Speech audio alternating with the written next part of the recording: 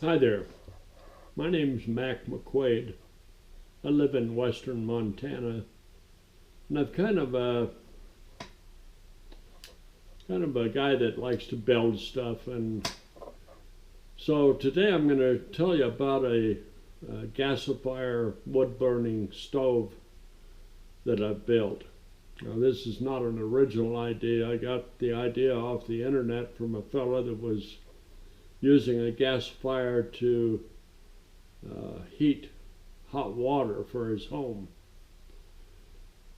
Now, gasifier stoves have some unique features. Number one, they're very efficient on fuel, use very little wood. There's zero smoke. No smoke at all comes out of it when it's running properly. Now, I go to a local sawmill and they have slab wood that they cut off the logs that's free, and that's what I'm burning in my gas fire stove. It works fine. You burn any kind of wood. Construction sites often have cut off pieces of 2x4s and 2x6s that you can get for free. Anyway, very little power is needed, just one little 12-volt fan. So it's usable in an off-grid system. So anyway, I've put together a little video here, and I thought I'd share it with you. See if there's any interest. If you have any questions, leave a comment in the section below, and I'll try to get back to you. So with that, let's look at the video. Well, this is a homemade gasifier stove.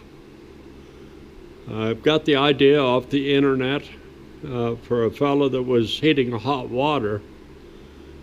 And I wanted something that would be able to heat the air coming out of the heat exchanger.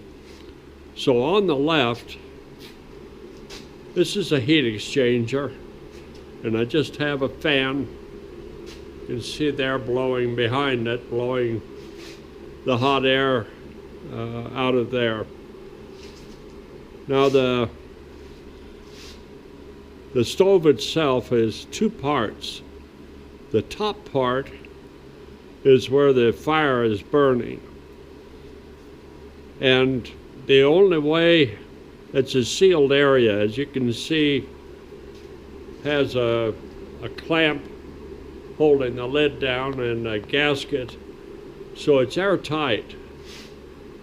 And there's a blower, you can see right there, that's forcing air into that combustion chamber.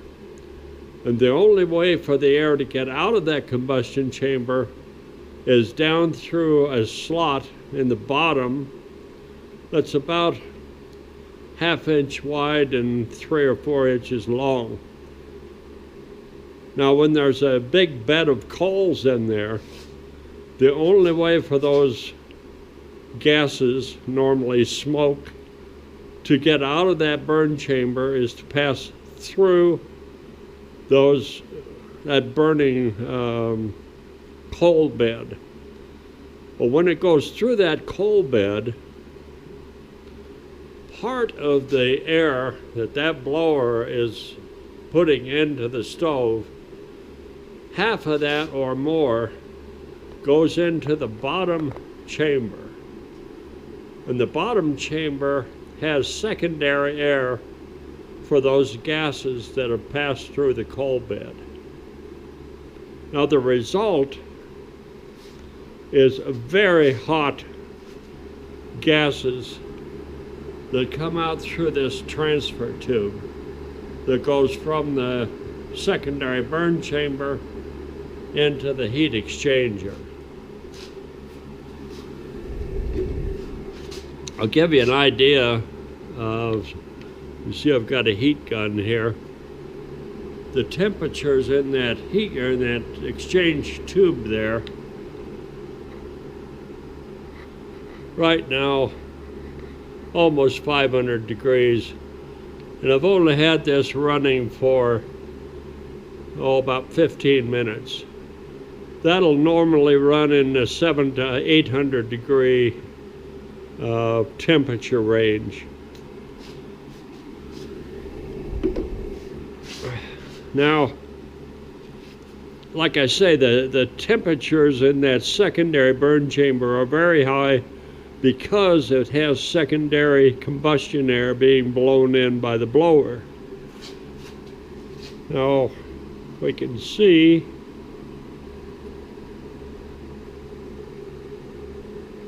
I don't know if we can see in that tube or not. Yeah, there you can see it's the fire that's coming, this is looking into the secondary burn chamber.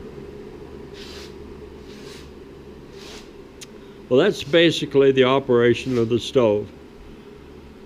Once you get it started and get a coal bed going, then as that wood turns into just a hot bed of coals, you need to add more fuel. That's when you loosen this clamp, pivot that lid up. All right, I'm going to check, see what the fire's doing in there. So you can look in that little hole right here, and you see what the fire bed or what the coal bed's doing. So it's to the point where it's needing some more fuel. So I'm undo the latch. I'm gonna raise the handle and take a look. Yep, it needs more fuel. So I'll just go ahead and open the lid. Hopefully you can see in there the coal bed. Just going to drop in some more fuel.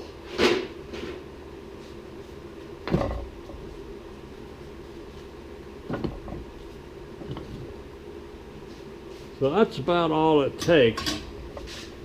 We'll just close up the lid again. Put down the hold down bracket. And that's all that's required to get it fueled up again. Now I'll try to show you what's happening in that burn chamber.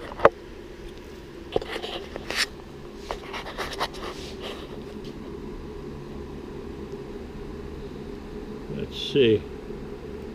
You can see it flickering there. And the heat that's coming out of that heat exchanger, it's a nice even heat. So anyway, that kind of gives you an overview of this gasifier stove. And so far it's working very well. And I just wanted to put some of this information out for anybody that might have an interest. Thanks for watching.